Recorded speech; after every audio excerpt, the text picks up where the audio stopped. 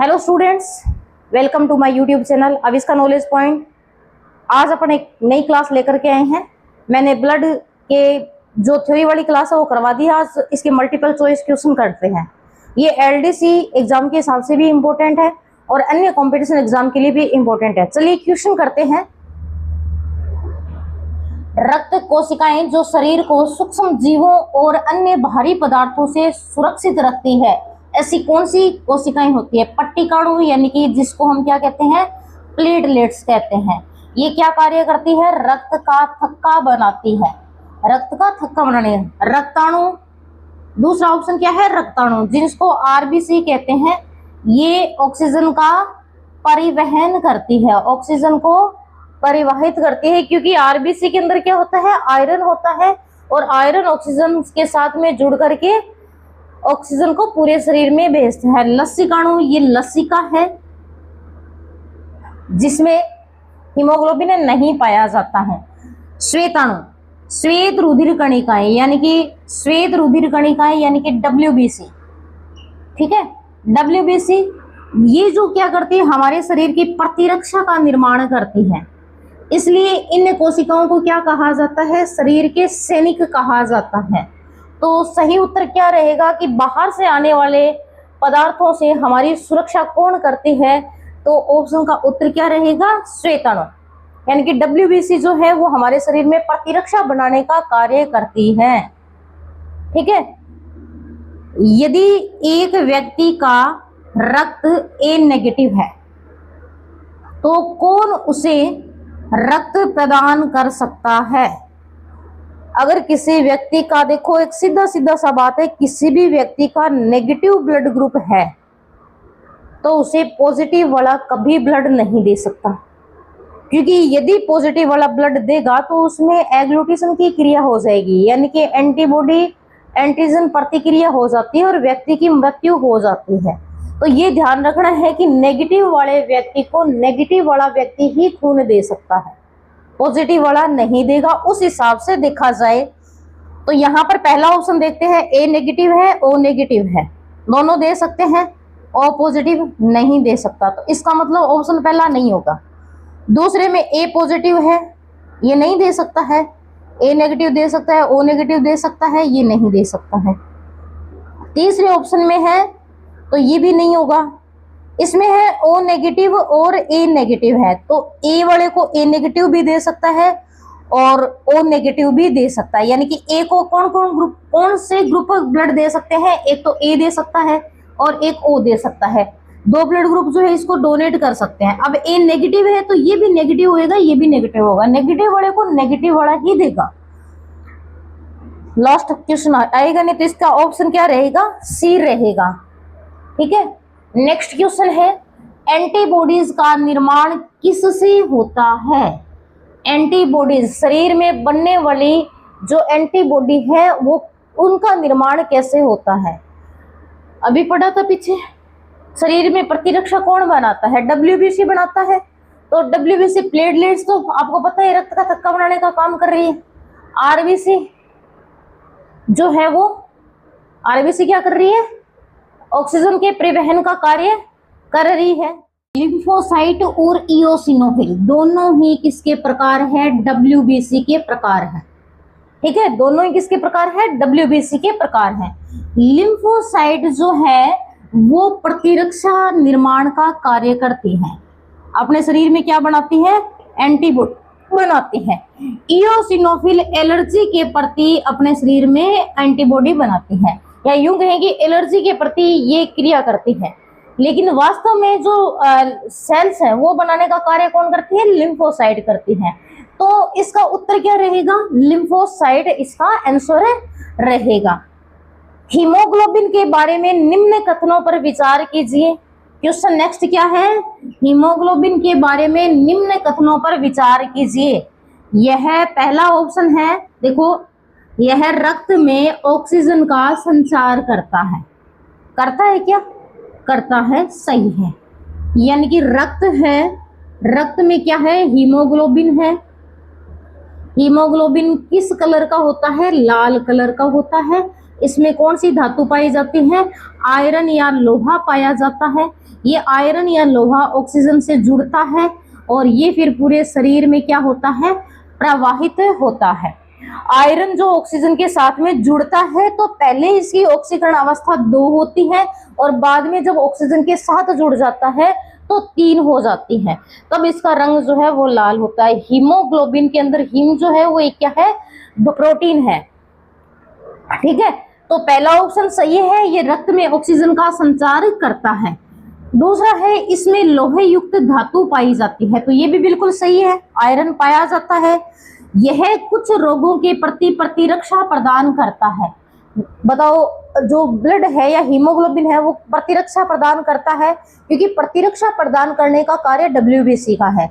ये किसी भी प्रकार की प्रतिरक्षा नहीं करता है, केवल ऑक्सीजन, खनिज पदार्थ तथा विभिन्न प्रकार के जो अपशिष्ट पदार्थ है उनको निकालने का कार्य करता है तथा खनिज पदार्थों और जो शरीर के उपयोगी पदार्थ है वो शरीर के विभिन्न भागों तक पहुंचाने का कार्य करता है। तथा ब्लड जो और क्या काम करता है? ताप का नियमन करता है। तो ये ऑप्शन क्या है? गलत है। यह रक्त को लाल रंग प्रदान करता है, ये ऑप्शन सही है। तो ऑप्शन नंबर 1, 2 और 4 सही हुए। तो इसका मतलब ये भी गलत है, ये भी गलत है, ये भी गलत है और डी वाला ऑप्शन जो है वो क्या है? सही रहेगा। नेक्स्ट है न्यूट्रोफिल व लिम्फोसाइट का उद्गम कहाँ से होता है? ये दोनों ही कोशिकाएं न्यूट्रोफिल और लिम्फोसाइट WBC के प्रकार हैं और WBC और RBC दोनों ही कहाँ में बढ़ती है? अस्थि मज्जा के अंदर बढ़ती है। कहाँ पर बढ़ती है? अस्थि मज्जा के अंदर बनती है, बोन मेरो के अंदर बनती है। ठीक है, WBC और RBC दोनों ही अस्थि मज्जा के अंदर बनती है। अस्थि मज्जा क्या होती है? कोई भी अस्थि मज्जा, देखो इसका जो बीच वाला भाग है हड्डी का, इसको बोलते हैं अस्थि मज्जा। ये क्या है? डायग्राम बना है वो समझ आ गया। अस्थि किसको बोलते हैं? हड्डी को बोलते हैं। अस्थि किसको बोलते हैं? हड्डी को बोलते हैं। तो ये क्या है? एक हड्डी है। हड्डी अस्थि तो क्या होगी? ये होगी। और ये बीच वाला भाग जो होता है वो मज्जा भरा हुआ रहता है, एक पदार्थ होता है जिसको पित्त या मज्जा कहते हैं। खोखला भाग जो होता है उसको क्या कहते हैं? अस्थि मज्जा कहते हैं। तो न्यूट्रोफिल और लिम्फोसाइट का उद्गम कहाँ से होता है? कहाँ पर बनती है? ये वरकीय नलिका। लेकिन ये तो किससे जुड़ी होती है? किडनी से जुड़ी होती है। ठीक है, प्लीहा, इसको क्या कहते हैं? RBC का कब्रिक स्थान कहते हैं। RBC नष्ट होती है जाकर के। ठीक है, अस्थि मज्जा के अंदर ये बढ़ती है, तो इसमें C ऑप्शन सही रहेगा। लसिका जो है, जहां पर हीमोग्लोबिन ऑक्सीजन का परिवहन नहीं करता वहां पर लसिका करता है। नेक्स्ट क्वेश्चन है, नीचे अभिकथन A व कारण R दिया गया है। कथन कारण वाला क्वेश्चन है उसी टाइप का जो पीछे कर लिया अपन ने। पहला इसमें ऑप्शन है, कथन क्या है इसका? खून का लाल रंग हीमोग्लोबिन के कारण होता है। बताओ कथन सही है क्या? पीछे डिस्कस किया, सही है, तो कथन सही है। हीमोग्लोबिन एक लाल वर्णक है, ये भी सही है। लाल रंग का वर्णक आपको बहुत अच्छे तरीके से बता दिया, तो दोनों ही सही हैं। अब देखो, खून का लाल रंग किस कारण होता है? हीमोग्लोबिन के कारण। हीमोग्लोबिन खुद कैसा वर्णक है? लाल। तो उत्तर देखिए, A व R दोनों सही है।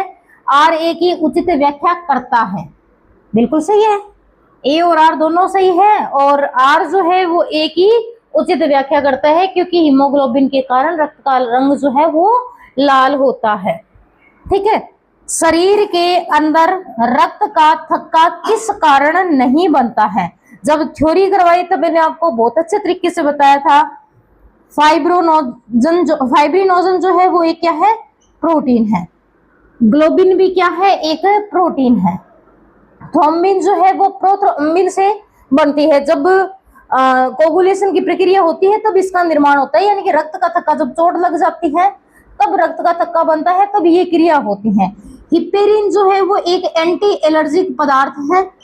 ठीक है, या यूं कहे कि रक्त का ये एलर्जी के प्रति उत्तरदायी होते हैं और ये रक्त का थक्का बनने से ब्लड के अंदर रक्त का थक्का बनने से रोकता है। इस प्रकार का पदार्थ है।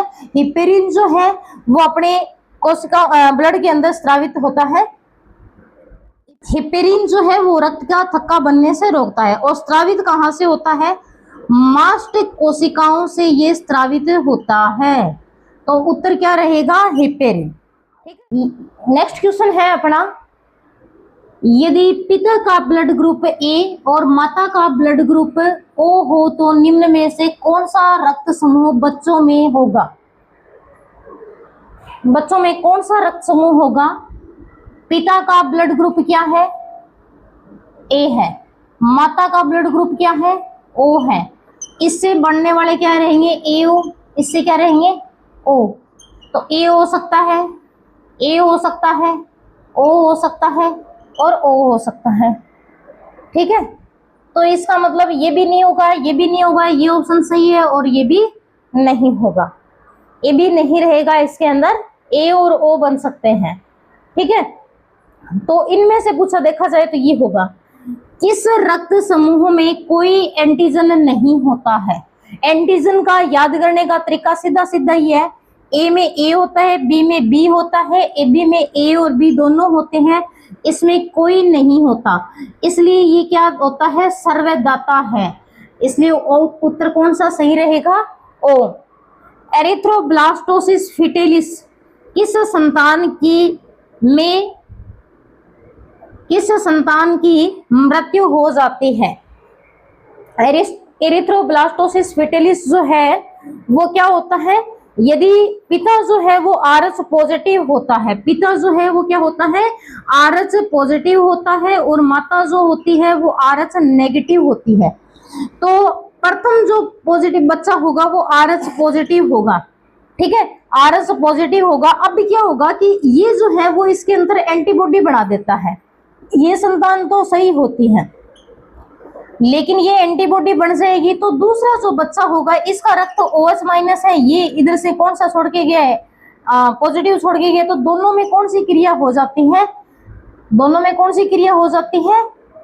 यानी कि एक दूसरे से ये जो दूसरा भ्रूण होगा, दूसरा सेकंड जो भ्रूण होगा, ये जो आरएस पॉजिटिव होगा और आरएस नेगेटिव से मिल जाएगा, तो ये दोनों जो है प्रतिक्रिया कर लेते हैं। प्रतिक्रिया करने के बाद में इस भ्रूण की मृत्यु हो जाती है या कोगुलेशन की स्थिति हो जाती है। तो जो प्रथम संतान है वो तो सही होती है और जो द्वितीय संतान है वो मृत्यु को प्राप्त हो जाती है।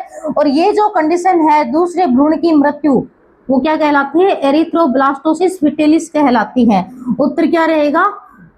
द्वितीय रहेगा। तो इसके लिए IgG एंटीबॉडी है उसका वैक्सीन लगाया जाता है। आज के लिए इतना ही। ठीक है, 10 क्वेश्चन किए हैं अपन ने, आगे और करेंगे। अच्छे लगे तो लाइक करना, शेयर करना और कमेंट करके मुझे बताना।